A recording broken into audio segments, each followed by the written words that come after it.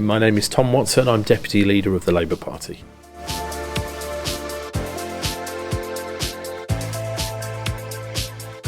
For me, Usdaw has always put working people and families at the heart of their policy agenda, and that's now at the heart of the Labour manifesto in the general election. When you think that this month the IFS have revealed that under Tory cuts, working families are on average £2,500 a year worse off, I think it's going to be bread and butter issues at the heart of this election. How do we support low-paid workers? How do we give them new rights in the workplace? How do we have an economy that works for everyone, not just the few?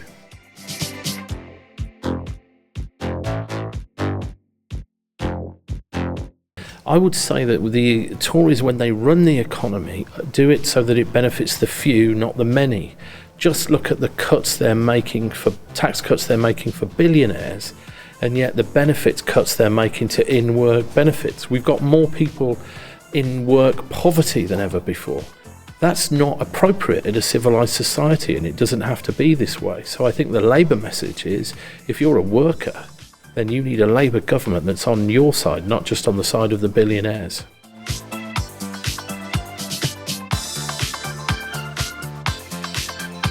Well, firstly, all credit to Usdaw for the campaign they ran to make sure that retail workers got their fair share of pension there.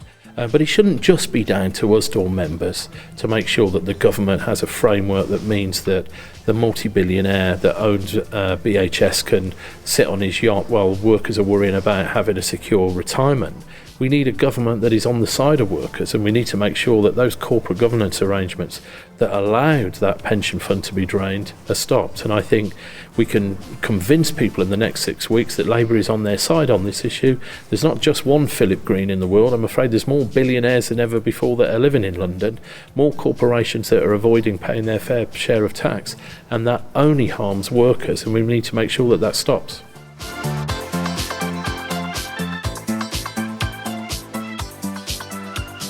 It certainly isn't going to be a one-issue election for me and for the Labour Party.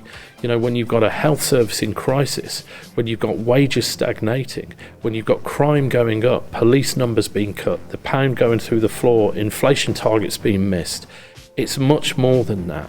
It's about bread and butter issues. How do we give decent homes to people? Labour will build 1 million new homes. How do we support workers in a very difficult time of economic uncertainty? We'll give them new rights and protect them with a £10 minimum wage.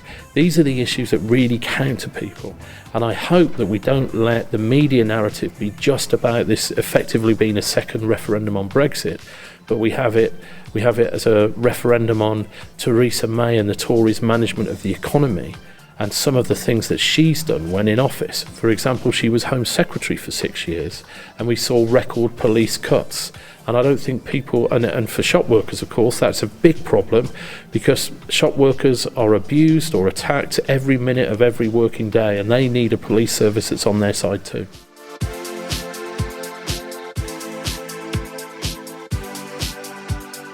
Well, I think it is an opportunistic move. She's called this election at a time when she thinks she can win the biggest majority. And yet she promised people, let's remember, she's only been Prime Minister for 9 months. She trades on this idea that she has more integrity than her predecessor, David Cameron. And on 8 occasions, she solemnly promised there wouldn't be a general election early because it wasn't in the national interest.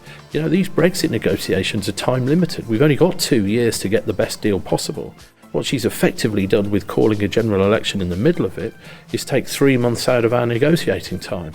And I don't think that's acceptable. And I think people will think that that's not right.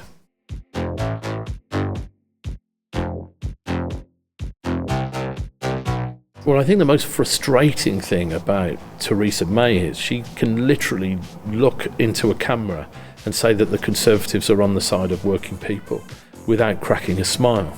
It must take a lot of practice to do that.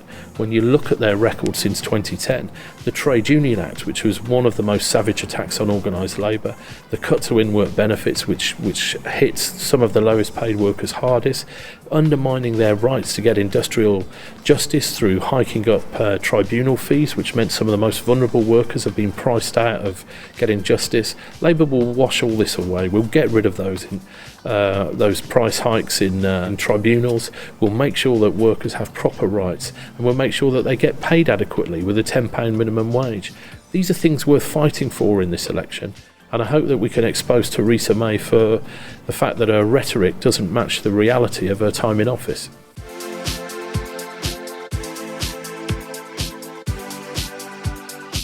Well, look, I'm old enough to remember when the Tories said that the minimum wage would cost the country jobs and put businesses into bankruptcy. Of course, it didn't do that. What it meant was that the worst employers had to catch up with the best employers, and that workers got a decent pay to be able to pay their rent and bills at the end of the month. But of course, it's trailed back in recent years. The Tories are trying to lay claim to this. If they really did care about low pay in Britain, they'd come out publicly and fix their amount that they are prepared to pay as a minimum wage. We're saying it should be £10. They've not actually put a figure on it yet. Let's see whether they'll do that in the next 6 weeks.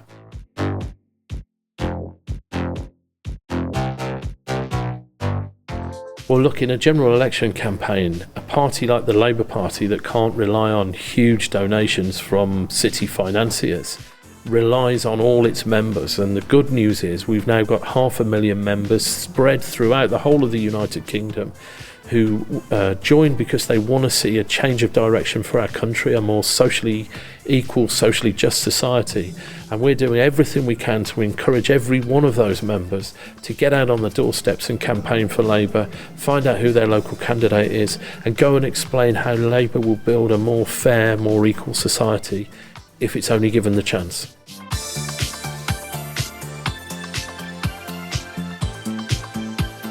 General elections are won on the doorsteps, but you also need the TV studios, you need newspapers, you need your Facebook and your social media. The great news about the digital age is that every one of us can publish what we want. So I'm saying to trade unionists and Labour Party members, use everything at your availability. Use your Facebook pages, get involved in your local party, get on the doorsteps, join us on the street stalls, ring in those radio phone-ins, and if you get a camera stuck in your face, make sure you tell the record of Tory betrayal in this country.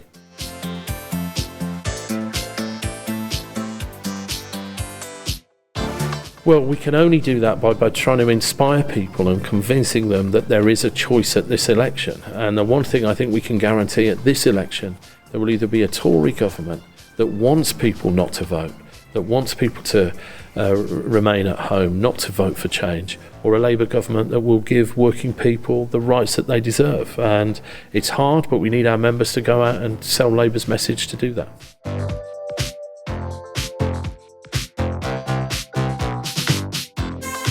Look, it's tough out there with the polls as they are. That's why Theresa May called the election early and gave us a shock to the system. But we're going to give it everything we can to make sure that we get a Labour government afterwards. And I'll just say to people who think that Labour can't win this election, well, even if you think that, do you really want Theresa May to have the sort of majority that Margaret Thatcher had in the 1980s? You know, every government needs to be held to account by the official opposition. And all around the country, there are communities that need a strong Labour voice in Parliament. So when you make your decision, you might make the decision knowing that Labour are trailing in the polls. But I'm saying to people, you need Labour MPs that are on your side, campaigning in your community, standing up for you in Westminster, whoever the government is.